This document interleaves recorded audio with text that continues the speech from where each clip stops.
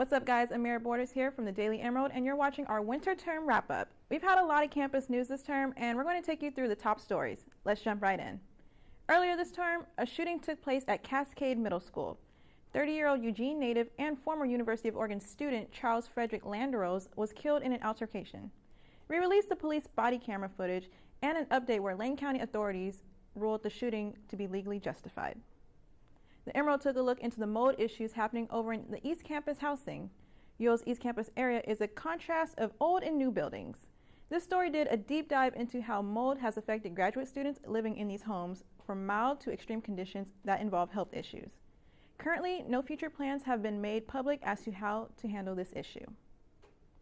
Taylor's has been facing a lot of heat this year, and it didn't stop this term. Earlier, the Emerald reported that Taylor's former owners were hit with a $5 million lawsuit. Two women are suing the bar, citing that the bar's previous owners and employees acted negligently by not protecting women from sexual assault and were complicit with patrons consuming drug drinks in some cases.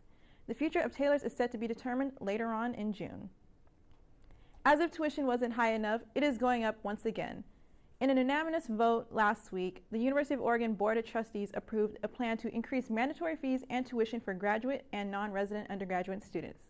This vote means that non-resident students will pay about $1,000 more for a full load of 45 credits next academic year. Student fees for programs like ASUO and the EMU will increase by more than 6% for full-time students. This plan also means that some graduate students will pay up to 15% more in tuition next year. According to the comments section, most students were not in favor of this vote.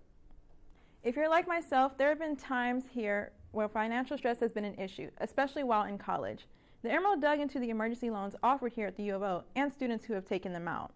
Through the Business Affairs Office, current students who are in good standing with their billing accounts can borrow up to $300 in cash for 90 days. The loan can only be borrowed once per term or semester and comes with an $8 service charge.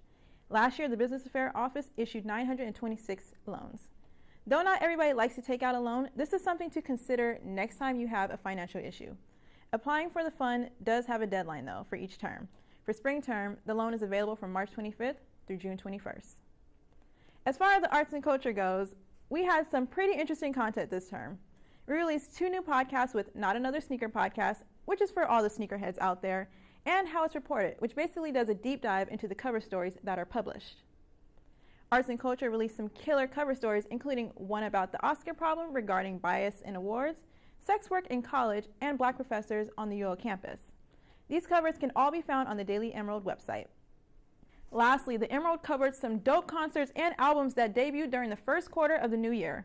Lil Pump, Ariana Grande, and Solange are some of the notable artists that released projects this term.